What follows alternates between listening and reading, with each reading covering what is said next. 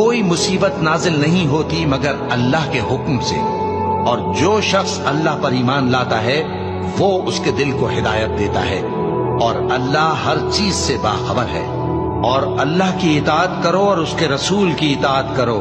بس اگر تم منہ پھیر لوگے تو ہمارے پیغمبر کے ذمے تو صرف پیغام کا کھول کھول کر پہنچا دینا ہے۔ اللہ جو معبود برحق ہے، اس کے سوا کوئی عبادت کے لائق نہیں، تو مومنوں کو چاہیے کہ اللہ ہی پر بھروسہ رکھیں۔ مومنوں، تمہاری بیویوں اور اولاد میں سے بعض تمہارے دشمن بھی ہیں، سو ان سے بچتے رہو، اور اگر معاف کر دو اور درگزر کرو اور بخش دو